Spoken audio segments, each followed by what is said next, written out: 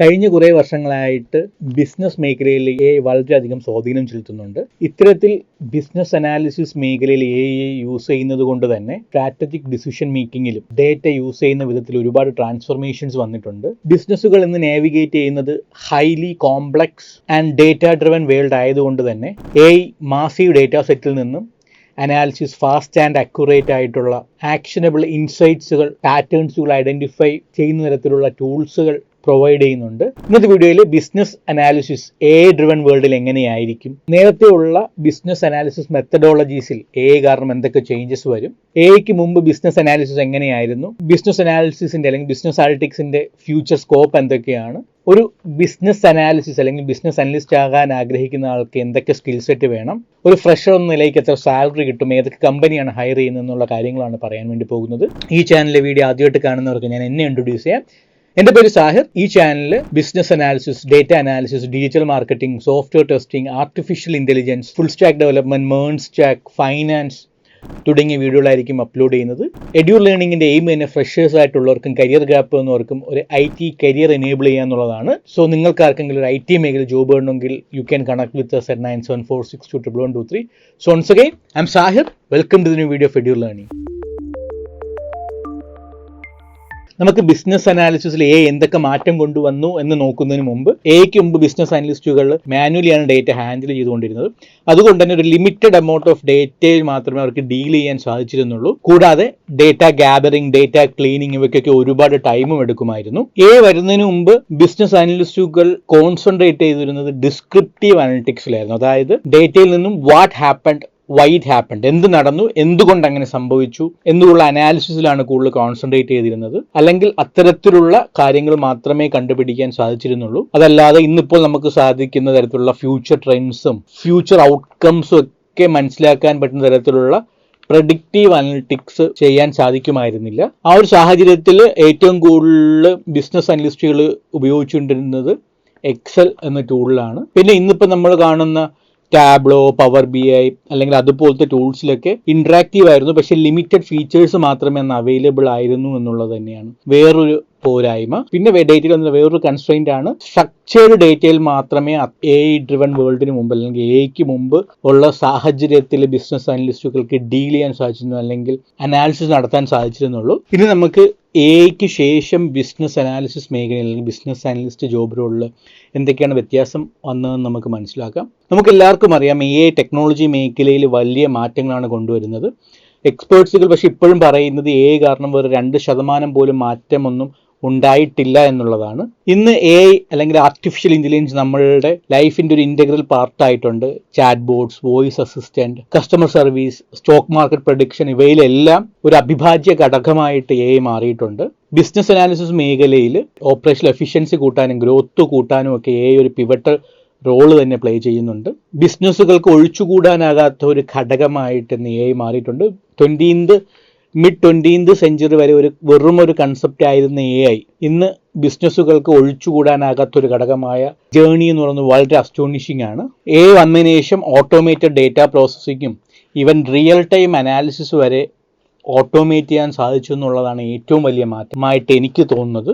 AI ടൂൾസിന്റെ കടന്നുവരവ് കാരണം data cleaning, data processing, data integration ഇവയൊക്കെ ഒരു പരിധി വരെ ഓട്ടോമേറ്റ് ചെയ്യാൻ സാധിച്ചു. പിന്നെ നേരത്തെ പറഞ്ഞ പോലെ നേരത്തെയൊക്കെ മാനുവലിയാണ് ഡേറ്റ ഹാൻഡിൽ ചെയ്യുന്നത്. അതുകൊണ്ട് തന്നെ അൺസ്ട്രക്ചേർഡ് ഡേറ്റ ഒരിക്കലും ഹാൻഡിൽ ചെയ്യാൻ പറ്റില്ലായിരുന്നു. പക്ഷേ ഇപ്പോൾ അൺസ്ട്രക്ചേർഡുള്ള ഡേറ്റയും റിയൽ ടൈം ആയിട്ട് ഹാൻഡിൽ ചെയ്യാൻ സാധിക്കുന്നുണ്ട്. പിന്നെ എക്ക് മുമ്പ് ഡിസ്ക്രിപ്റ്റീവ് അനലിറ്റിക്സ് മാത്രമാണ് ബിസിനസ് അനലിസ്റ്റുകൾക്ക് കോൺസെൻട്രേറ്റ് ചെയ്യാൻ കഴിഞ്ഞിരുന്നുണ്ടെങ്കിൽ ഇപ്പോൾ ഫ്യൂച്ചർ ട്രെൻഡ്സ് മനസ്സിലാക്കാനും ഒരു പർട്ടിക്കുലർ സിനാരിയോയിൽ എന്ത് റെക്കമെൻഡഡ് ആക്ഷൻസ് എടുക്കണം എന്നൊക്കെയുള്ള തീരുമാനിക്കാൻ തക്ക തരത്തിലുള്ള ക്യാപ്പബിലിറ്റീസ് ബിസിനസ് അനലിസ്റ്റുകൾക്ക് കാരണം സാധിച്ചു. ഇന്ന് വെച്ചിട്ട് ഇന്ററാക്റ്റീവ് ആയിട്ടുള്ള ഡാഷ്ബോർഡ്സ് ഉണ്ടാക്കാൻ പറ്റുന്ന, ഡേറ്റയിൽ നിന്നും ഓട്ടോമാറ്റിക്കലി ഇൻസൈറ്റ്സും പാറ്റേൺസും ഡിറൈവ് ചെയ്യുന്ന തരത്തിലുള്ള ടൂൾസും നിലവിലുണ്ട്. സോ നമ്മൾ ഇതുവരെ എക്ക് മുമ്പ് ബിസിനസ് അനലിസ്റ്റ് എന്തായിരുന്നു, എക്ക് ശേഷം ബിസിനസ് അനാലിസിസ് എങ്ങനെയാണെന്നുള്ള കാര്യങ്ങൾക്ക് മനസ്സിലാക്കി. ഇനി നമുക്ക് ബിസിനസ് അനാലിസിസിന്റെ ഫ്യൂച്ചർ ട്രെൻഡ്സ് അല്ലെങ്കിൽ എന്തായിരിക്കും എന്നുള്ളത് മനസ്സിലാക്കാം. ആദ്യമായിട്ട് പറയാനുള്ളത് ഓഗ്മെന്റഡ് അനാലിറ്റിക്സ് ആണ്. ഓഗ്മെന്റഡ് അനാലിറ്റിക്സ്, ML തുടങ്ങിയവ ഇൻ്റഗ്രേറ്റ് ചെയ്യുന്നതിലൂടെ ഡേറ്റ പ്രോസസ്സിങ്ങും ഇൻസൈറ്റ് ഡിസ്കവറിയും ഷെയറിങ്ങും ഒക്കെ വളരെ എളുപ്പത്തിലാവും. ഇങ്ങനെ ചെയ്യുന്നതിലൂടെ കോംപ്ലക്സ് ഡാറ്റയിൽ നിന്ന് പോലും സിമ്പിളായിട്ട് നമുക്ക് അനാലിസിസ് ഡിറൈവ് ചെയ്യാൻ സാധിക്കും. ദെൻ രണ്ടാമത്തേതെന്ന് പറഞ്ഞാൽ റിയൽ ടൈം അനാലിറ്റിക്സ് ആണ്. നമുക്ക് ഇന്ന് ഒരു പരിധി വരെ റിയൽ ടൈം ഡേറ്റയിൽ അനാലിസിസ് നടത്താൻ സാധിക്കുന്നുണ്ടെങ്കിലും ഹ്യൂജ് എമൗണ്ട് ഓഫ് ഡേറ്റയിൽ അത്തരത്തിലുള്ള ഒരുപാട് പരിമിതികൾ കാണുന്നുണ്ട്. ഓർഗനൈസേഷന് ഭാവിയിൽ റിയൽ ടൈം ആയിട്ട് കസ്റ്റമറിൻ്റെ ബിഹേവിയർ ട്രാക്ക് ചെയ്യാനും ഓപ്പറേഷൻസ് മോണിറ്റർ ചെയ്യാനും എമർജിങ് ആയിട്ടുള്ള ട്രെൻഡ്സ് അനുസരിച്ചിട്ട് ആക്ഷൻസ് പെട്ടെന്ന് എടുക്കാനും ഒക്കെ സാധിക്കുന്ന ഒരു സാഹചര്യം വരും.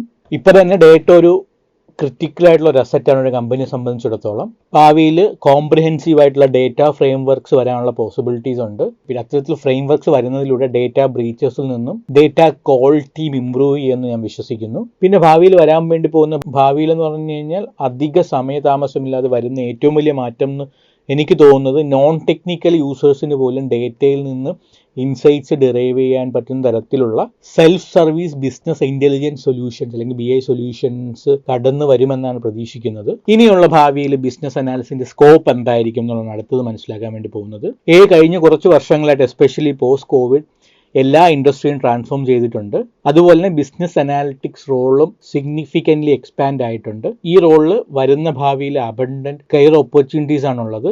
AI ഡ്രിവൺ ലാൻഡ്സ്കേപ്പിൽ ബിസിനസ് അനലിസ്റ്റുകൾക്ക് ഡേറ്റ ഇന്റർപ്രറ്റ് ചെയ്യാൻ മാത്രം ഹെൽപ്പ് ചെയ്യുകയല്ല, മറിച്ച് ടെക്നോളജി ആൻഡ് ബിസിനസ് ഒബ്ജക്റ്റീവ്സ് തമ്മിലുള്ള ഗ്യാപ്പ് കുറയ്ക്കുകയും ചെയ്യും. ഇനി ഭാവിയിൽ എന്തൊക്കെ സ്കില്ലാണ് വേണ്ടത്, എന്തൊക്കെ കരിയർ ഓപ്പർച്യൂണിറ്റീസ് ആണുള്ളത് എന്നുള്ളത് നമുക്ക് മനസ്സിലാക്കാം. എനിക്ക് തോന്നുന്നു ഭാവിയിൽ business frame works, advanced BI tools, currently ഏറ്റവും കൂടുതൽ യൂസ് ചെയ്യുന്ന എക്സലും പവർ BIയും ടാബ്ലോ ഒക്കെ ആണെന്നുണ്ടെങ്കിൽ അഡ്വാൻസ്ഡ് ആയിട്ടുള്ള എക്സൽ ടൂൾസിലും ഒക്കെയുള്ള നോളജ് ഒരു ബിസിനസ് അനലിസ്റ്റിന് ഉണ്ടായിരിക്കേണ്ടതുണ്ട്. പിന്നെ ഒരു ബിസിനസ് അനലിസ്റ്റ് ഡേറ്റ അനലിറ്റിക്സിനെ കുറിച്ചും പ്രെഡിക്റ്റീവ് മോഡലിങ്ങിനെ കുറിച്ചും ഡിഫറെൻറ്റ് ടൂൾസിൽ AI എങ്ങനെ ഇൻ്റഗ്രേറ്റ് ചെയ്യാമെന്നൊക്കെയുള്ള നോളജ് വേണ്ടി വരുമെന്ന് ഞാൻ കരുതുന്നു. ഇതൊക്കെ പ്രെഡിക്റ്റീവ് മോഡലിംഗ് ആയിട്ട് മെഷീൻ ലേണിംഗ് അറിഞ്ഞിരിക്കണം. പിന്നെ പ്രോസസ് സ്ട്രീം ലൈൻ ചെയ്യാനും ടീം മാനേജ് ചെയ്യാനും ബിസിനസ് അല്ലെങ്കിൽ പ്രൊജക്റ്റ് ഹാൻഡിൽ ചെയ്യാനൊക്കെ ജിറ, പിന്നെ ഫ്രെയിം വർക്ക്സ് ആയ അജൈൽ അല്ലെങ്കിൽ സ്ക്രം പോലുള്ളവയൊക്കെ അറിഞ്ഞിരിക്കേണ്ടത് മാൻഡേറ്ററി ആയിട്ട് വരുമെന്ന് ഞാൻ കരുതുന്നു. ഇത്തരത്തിൽ ടൂൾസ് അറിഞ്ഞൊരു ബിസിനസ് അനലിസ്റ്റ് മാത്രമല്ല, ഡേറ്റ അനലിസ്റ്റും BI എക്സ്പേർട്ടായിട്ടും BI കൺസൾട്ടൻ്റ് ആയിട്ടും പ്രൊഡക്റ്റ് അനലിസ്റ്റ് ആയിട്ടും സ്ട്രാറ്റജി കൺസൾട്ടൻ്റ് ആയിട്ടൊക്കെ വർക്ക് ചെയ്യാൻ പറ്റുന്നതാണ്.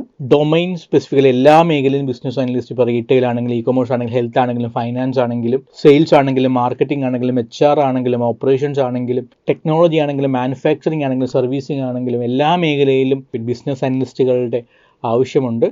ഓൺ ആൻ ആവറേജ് ഒരു ബിസിനസ് അനലിസ്റ്റിന് ഫ്രഷറായിട്ടുള്ളവർക്ക് 3.6 lakh മുതൽ 7.5 lakh വരെയാണ് സാലറി എക്സ്പെക്ട് ചെയ്യാൻ പറ്റുന്നത്. സോ ഇന്നത്തെ വീഡിയോയിൽ നമ്മൾ ബിസിനസ് അനലിസ്റ്റുകൾക്ക് AI ഡ്രിവൺ വേൾഡിലുള്ള സ്കോപ്പ് എന്തൊക്കെയാണെന്നാണ് മനസ്സിലായത്. നമ്മൾ ബിസിനസ് അനലിസ്റ്റുകൾ AIക്ക് മുമ്പ് എന്തായിരുന്നു, ബിസിനസ് അനലിസ്റ്റ് മേഖല AIക്ക് ശേഷം എന്താണെന്നുള്ള മനസ്സിലാക്കി, ഫ്യൂച്ചർ സ്കോപ്പ് എന്താണെന്ന് മനസ്സിലാക്കി, എന്തൊക്കെ സ്കിൽ അറിഞ്ഞിരിക്കണമെന്ന് മനസ്സിലാക്കി.